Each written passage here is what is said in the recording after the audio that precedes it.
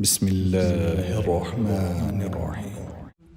يسبح لله ما في السماوات وما في الأرض، له الملك وله الحمد وهو على كل شيء قدير. هو الذي خلقكم فمنكم كافر ومنكم مؤمن، والله بما تعملون بصير. خلق السماوات والأرض بالحق وصوركم فأحسن صوركم وإليه المصير.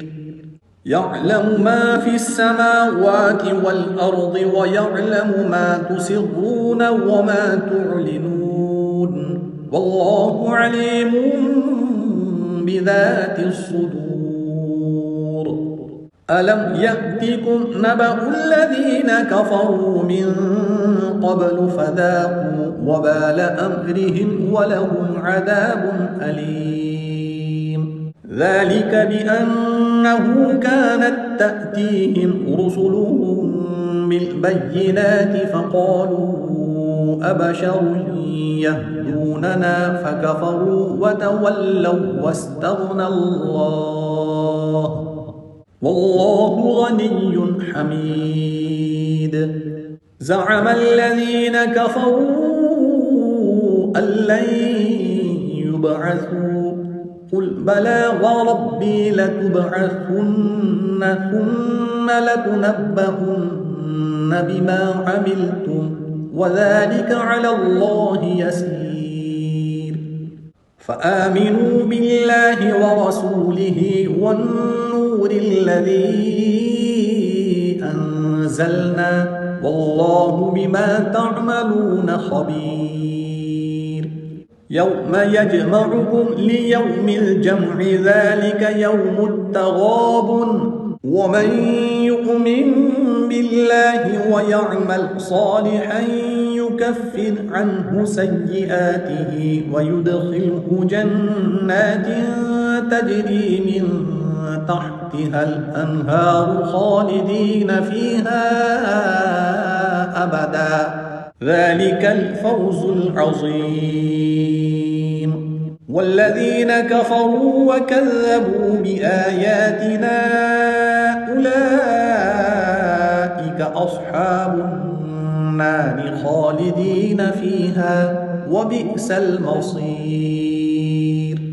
ما أصاب من مصيبة إلا بإذن الله، ومن يؤمن بالله يهد قلبه، والله بكل شيء عليم. وأطيعوا الله وأطيعوا الرسول، فإن توليتم فإنما على رسولنا البلاغ المبين. الله لا إله إلا هو، وعلى الله فليتوكل المؤمنون.